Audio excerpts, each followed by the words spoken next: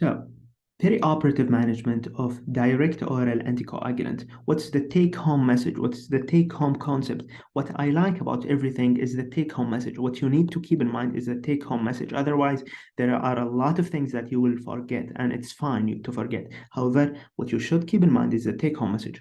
What is the first take-home message? The DOAC, they have short half-life. DOAC they have short half-life. اللي هم مين الدواك؟ دابيجاتران، ريفاروكزابان، أبيكزابان.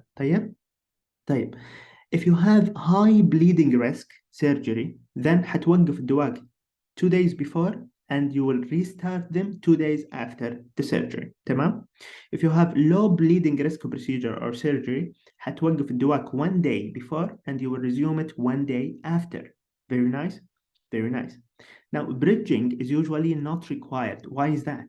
Because DOAC, they already have short half-life. DOAC, they already have short half-life. So when will you bridge? أنت already هتوقفهم within 24 hours. How will you bridge? No need for bridging. Okay, so no need for bridging, and this is evidenced by a POSE study in 2019. هذه الستدي addressed elective non-cardiac surgery and procedure, and they included more than 3,000 patients on apixaban, rivaroxaban or dabigatran for atrial fibrillation. يعني المرضى كانوا على دواك وكانوا حيعملوا elective non-cardiac surgery. كل المرضى هذول they did not undergo bridging. Okay. طيب.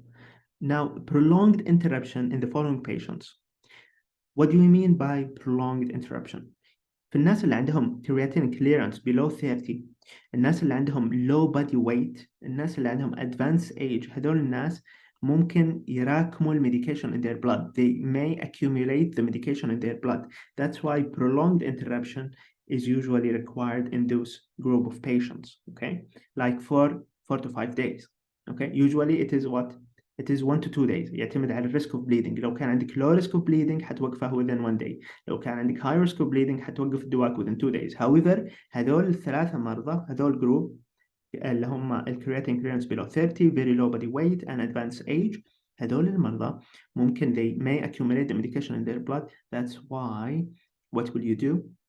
You will prolong the duration of interruption before the surgery. حتوقفهم أبكر. طيب.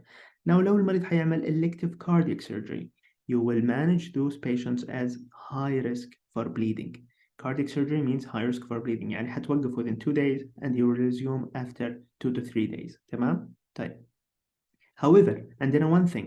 لما المريض يكون على دواك وعنده hepatic and renal impairment or any additional risk factor for bleeding وحيعمل cardiac surgery, you have to do preoperative DOAC level.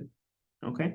And the preoperative DOAC level لازم يكون less than 30 nanogram per ml. However, مش كل المستشفيات راح يكون عندهم preoperative DOAC level, right?